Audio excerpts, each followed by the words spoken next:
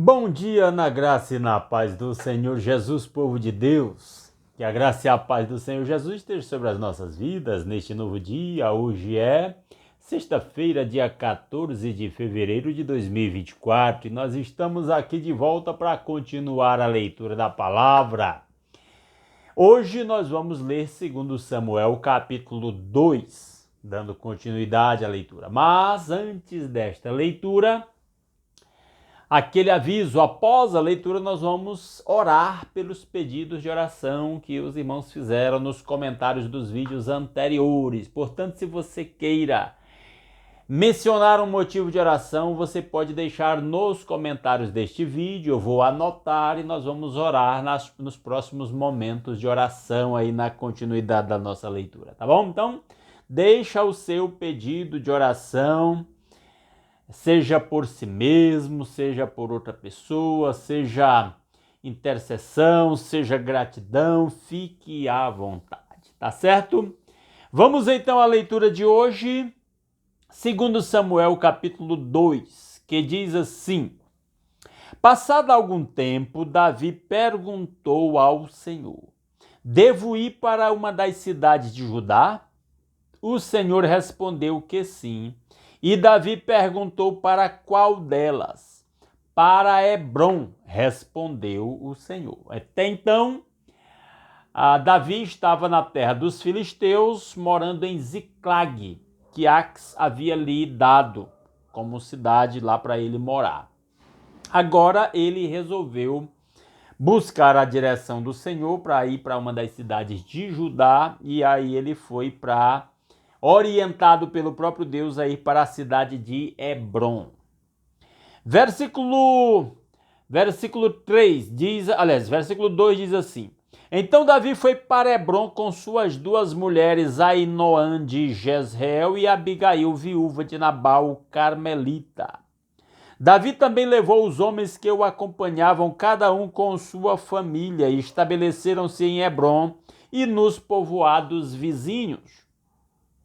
Então os homens de Judá foram a Hebrom e ali ungiram Davi, rei de Judá. Agora Davi é oficialmente rei de Judá, que é a maior das tribos de Israel.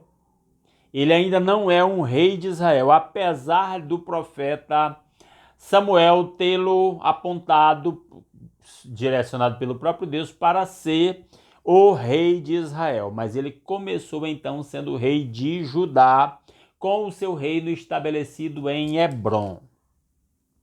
Informado de que os habitantes de Jabes-Gileade tinham sepultado Saul, Davi enviou-lhes mensageiros que lhes disseram: o Senhor os abençoe pelos seus atos de lealdade, dando sepultura a Saul, seu rei. Então ele mandou uma delegação com uma palavra de reconhecimento pela atitude dos homens de Jabes-Gileade que fizeram o sepultamento de Saul. Versículo 6, ainda sobre a mensagem enviada por Davi: seja o Senhor leal e fiel para com vocês. Também eu firmarei minha amizade com vocês por terem feito essa boa ação. E com isso Davi demonstrava que não alimentava nenhum espírito de vingança e ressentimento contra Saul, que o havia perseguido tanto. Isso também demonstra porque Deus se referiu a Saul como o homem segundo o coração de Deus. Se referiu a Davi. Eu falei Saul, foi? Mas agora sejam fortes e corajosos. É o recado de Davi. Pois Saul, seu senhor, está morto e já fui ungido rei pela tribo de Judá. Aí agora a história muda para outro enfoque. Enquanto isso, Abner, filho de Ner, comandante do exército de Saul, levou Isbosete, filho de Saul, a Maanaim. O Abner sobreviveu àquela batalha onde Saul e seus filhos morreram. E agora ele pega um dos filhos de Saul e o leva a Maanaim, verso 9, onde o proclamou rei sobre Gileade, Assuri, Jezreel, Efraim, Benjamim e sobre todo Israel.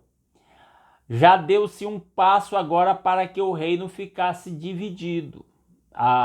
Davi reinando sobre Judá, que era a maior de todas as tribos, e Isbosete, filho de Saul, reinando sobre o restante das tribos de Israel. Versículo 10. Isbosete, filho de Saul, tinha 40 anos de idade quando começou a reinar em Israel e reinou 2 anos apenas. Somente 2 anos. Entretanto, a tribo de Judá seguia Davi, que a governou em Hebrom por 7 anos e 6 meses. Durante 7 anos e meio, Davi reinou em Hebrom, enquanto Isbosete, filho de Saul, reinou 2 anos sobre Israel. Deixa eu olhar aqui, 32. Como assim? Aliás, eu estou confundindo aqui. Verso 12. Abner, filho de Ner, e os soldados de Isbosete, filho de Saul, partiram de Maanaim e marcharam para Gibeon.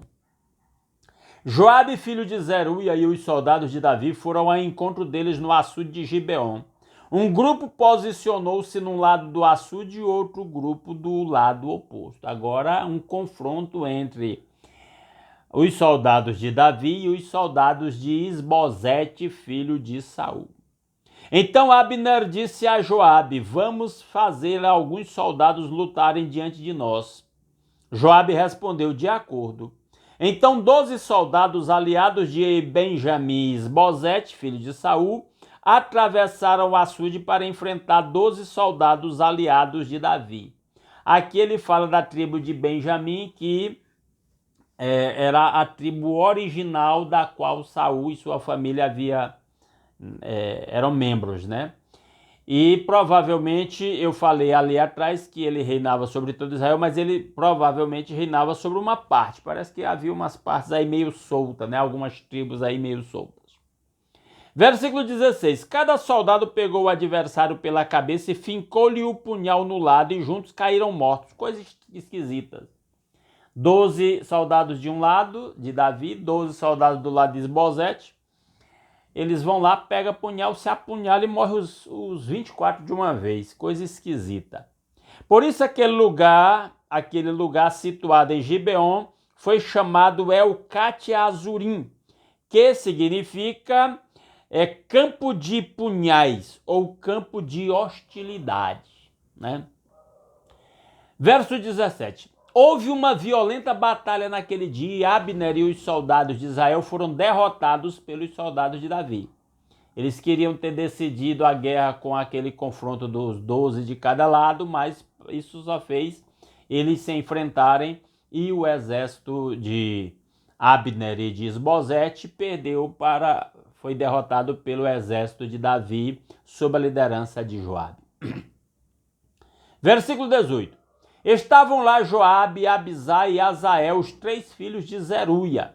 E Azael, que corria como uma gazela em terreno plano, perseguiu Abner sem se desviar, nem para a direita, nem para a esquerda. Abner olhou para trás e perguntou: é você, Azael? Abner conhecia o Azael. Sou eu, respondeu ele. E o Azael era irmão do Joabe. Ele era primo de Davi e estava no exército de Davi.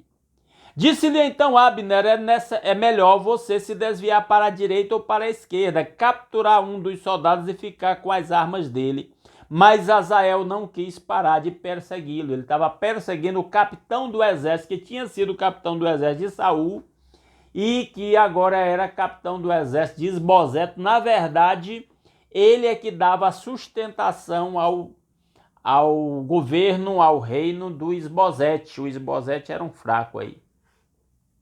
Versículo 22. Então Abner advertiu Azael mais uma vez: pare de me perseguir. Não quero matá-lo. Como eu poderei olhar seu irmão Joabe nos olhos de novo? O Abner não queria matar o Azael. Tinha uma consideração por ele. Ele tinha um respeito pelo Joabe. Sabia do parentesco do Joabe com Davi. Joabe era um soldado valente. Versículo 23. Como, porém, Azael não desistiu de persegui-lo, Abner cravou no estômago dele a ponta da lança que saiu pelas costas. e ele caiu morrendo ali mesmo, e paravam todos os que chegavam ao lugar onde Azael estava caído. O Abner não achou alternativa, foi lá e matou o Azael, que estava ali perseguindo. Ele estava fugindo na tentativa de não matá-lo. Então Joabe e Abisai perseguiram Abner. Ao pôr do sol chegaram à colina de Amá, defronte de Gia, no caminho para o deserto de Gibeon. Os soldados de Benjamim, seguindo Abner, reuniram-se formando um só grupo e ocuparam o alto de uma colina. Parece que o confronto ia continuar.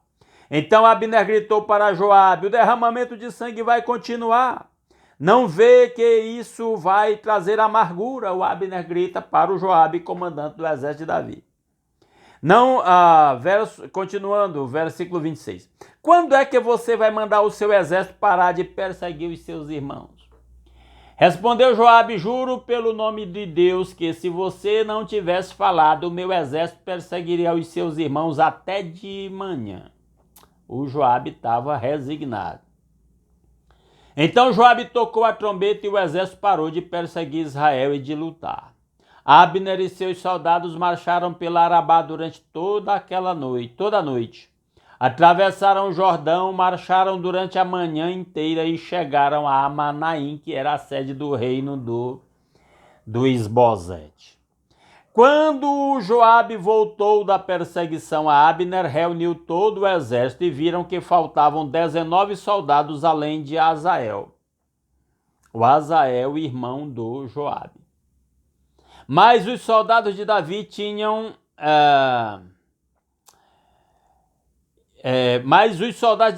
matado 360 benjamitas que estavam com Abner. Então só uma dúzia de soldados da parte de Davi, 360 da parte do Abner e do Isbosete morreram. Levaram Azael e o sepultaram no túmulo de seu pai em Belém. Depois disso, Joabe e seus soldados marcharam durante toda a noite e chegaram a Hebrom ao amanhecer. E assim termina o primeiro capítulo, Davi reinando em Hebrom sobre Judá, e o Isbosete reinando sobre Israel, ou pelo menos principalmente sobre os benjamitas, em Maanaim, né? Então, aqui encerra o capítulo 2. Que Deus aplique a sua palavra aos nossos corações. Muito bem, vamos para o nosso momento de oração, mas é aquele pedido básico. Se você gostou desta leitura, deixa um like nesse vídeo. Se não gostou, deixa um dislike. Comente o que você achou aí nos comentários do vídeo, ou até aproveite para deixar o seu pedido de oração nos comentários do vídeo, né? Se puder nos ajudar mais, compartilhe esse vídeo aí nos grupos familiares aí de WhatsApp, grupos de amigos, grupos de irmãos da igreja, ou até em outras redes sociais que você possa compartilhar, ok? Se alguém é novato por aqui e não está inscrito, e gostou do conteúdo e quer continuar acompanhando a leitura da Palavra de Deus, nós convidamos a se inscrever no nosso canal. Vamos orar? Antes da oração, eu já ia esquecendo aqui de ler os pedidos de oração, vamos lá, os pedidos de oração são para que a irmã Nájila, que passou no concurso, seja chamada para ocupar a sua função, que oremos por trabalho para o irmão Julião, oremos pela irmã Lídia, mãe da irmã Nájila, que tem complicações com diabetes, oremos pela irmã Valderice, continuemos orando pelo seu tratamento, oremos pela irmã Letícia, também pelo seu tratamento. A irmã Raquel pede pela salvação da sua família, a irmã Maria Luzimar pede pela sua própria saúde do seu esposo e também pelo retorno dos seus filhos para os caminhos do Senhor. A irmã Silvia pede pela salvação da sua família, a irmã Lucinalva pede pelos seus irmãos, especialmente o Luiz Henrique, que tem gerado alguns conflitos lá entre os irmãos. O irmão Francinaldo pede oração pelo seu pai, que ainda não foi operado, né? Ele deu notícia recentemente. A irmã Iraci pede oração pela saúde dela mesma e do seu esposo Luiz. A irmã Raquel pede pela saúde da sua mãe idosa e pede também para que Deus apazigue lá as cuidadoras que têm tido alguns conflitos, né, com um dos irmãos da irmã Raquel, que Deus trabalhe naquela situação. A irmã Aldair pede pela sua própria saúde, a irmã Marlene pede pelo retorno dos seus filhos aos caminhos do Senhor. Eu tenho pedido oração pelo meu primo Alex, eu não tive notícia dele recentemente, não sei como é que está a questão da internação dele para os últimos exames e a cirurgia. A irmã Raquel pede pela restauração do casamento de Patrícia e Gilvan e pela salvação dos mesmos, né? Também a irmã Raquel pede pela restauração do casamento do Paulo e Madalena. A irmã Lourdes pede pela saúde da sua irmã idosa, né, Raimunda, sua irmã Raimunda, isso. A irmã Ana Lúcia, esse é um pedido novo, aliás, oramos ontem por esse motivo. Orar pela sua filha Ana Beatriz, que tem tido algumas dificuldades, né, de trabalhar, de buscar aí as suas conquistas, né, seus objetivos. A irmã Silvia pede pela sua própria saúde, a Beatriz, né, pede pela sua mãe que está na UTI. Se a irmã Beatriz puder aí deixar nos comentários o nome da sua mãe, vamos orar pela mãe dela, ok? Vamos orar? Nosso Deus e nosso Pai maravilhoso, muito obrigado pelas incontáveis bênçãos com que o Senhor nos tem abençoado. Muito obrigado pelo lar, pela família, pelo pão de cada dia. Obrigado pela noite de paz e o descanso tranquilo e a proteção com que o Senhor nos tem guardado. Obrigado por poder, ó Deus, ter esse tempo aqui meditando na palavra, alimentando o nosso espírito. Muito obrigado por esse meio de comunicação que nos une, inclusive para orarmos uns pelos outros. Muito obrigado pelo trabalho com que cada um ganha um sustento.